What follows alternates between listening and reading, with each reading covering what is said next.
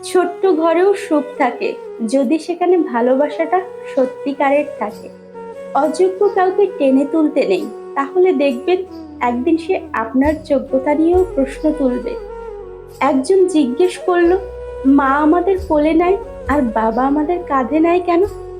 তখন একজন তাকে উত্তর দিল, মা আমাদের কোলে নেয় কারণ মা চায় আমি যতদূর দেখতে পাচ্ছি আমার সন্তান ততদূর দেখুক।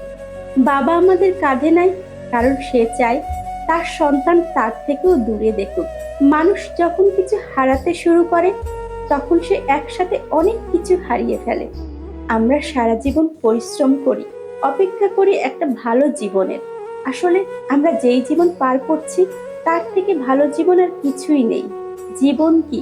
জীবনকে আরো ভালোভাবে বুঝতে আপনাকে 3টি স্থানে যেতে হবে: হাসপাতাল, কারাগার আর কবরস্থান। হাসপাতালে গেলে বুঝতে পারবেন সুস্থ ছাড়া আর কিছুই সুন্দর নয়। কারাগারে আপনি দেখতে পাবেন স্বাধীনতার সবচেয়ে মূল্যবান জিনিস। কবরস্থানে আপনি বুঝতে পারবেন জীবনের কোনো মূল্য নেই। আমরা আজ যে মাটিতে হাঁটছি তা আগামীকাল আমাদের ছাদ হবে। দুঃখজনক হলেও সত্য, আমরা কিছুই নিয়ে আসি না এবং কিছুই নিয়ে যাব না।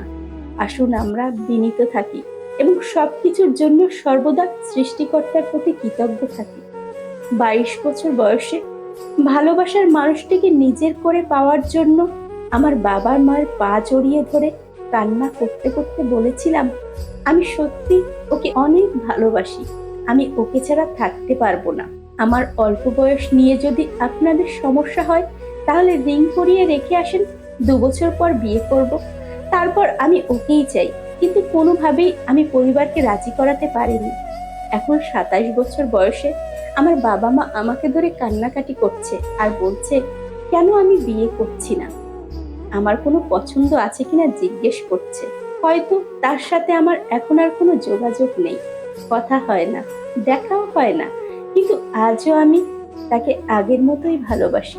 তাকে ছাড়া অন্য কাউকে আমি জীবনে ভাবতে পারি না। ভালোবাসা কখনো শেষ হয় না, শুধু প্রকাশ করা বন্ধ হয়ে যায়। জীবনের প্রতিটি ক্ষেত্রেই অভিনয় করতে হয়। সবচেয়ে বড় অভিনয়টা হচ্ছে সুখে না থেকেও সুখী হওয়ার অভিনয় করা। বিষের বদলে বিষ নাই বা দিলাম, সুখ তোমারই থাক, আমি দুঃখ নিলাম। কিছু মানুষ সম্পর্ক রাখে শুধু সুযোগ সুবিধা নেবে বলেই। যার অনুপস্থিতি কষ্ট দেয় আপনজন তো সেই হয়, আর যার উপস্থিতিতেও কিছু যায় আসে না সে আর যাই হোক আপনজন নয়। বিবাহ এমন একটি প্রথা যেটা হবার পর একটি মেয়ের ওপর থেকে পিতার অধিকার কমে যায় আর পতির অধিকার বেড়ে যায়।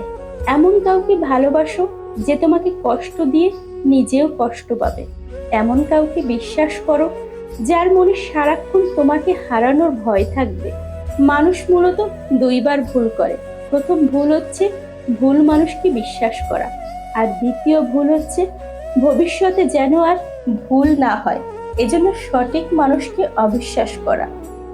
দুনিয়াতে সবচেয়ে বড় প্রতিশোধ হলো কথা বলা বন্ধ করা।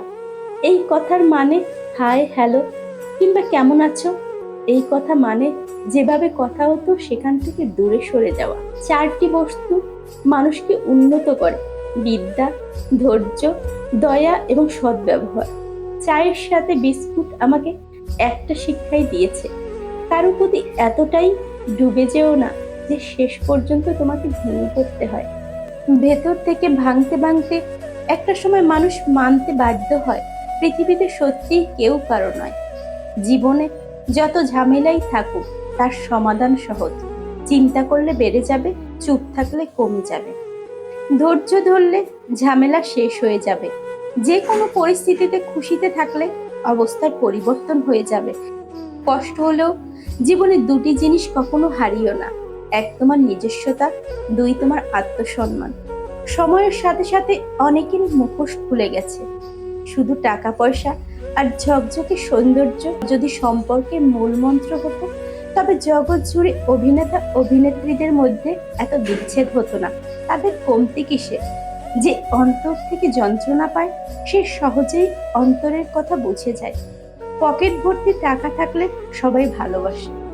স্যাক্রিফাইস করাটা জীবনে অন্তত প্রয়োজন, তবে অন্যের জন্য নয়, নিজের জন্য। যেহেতু মানুষ তোমার সুখের সঙ্গী, তাই তোমার দুঃখের কথা কখনো বলো না।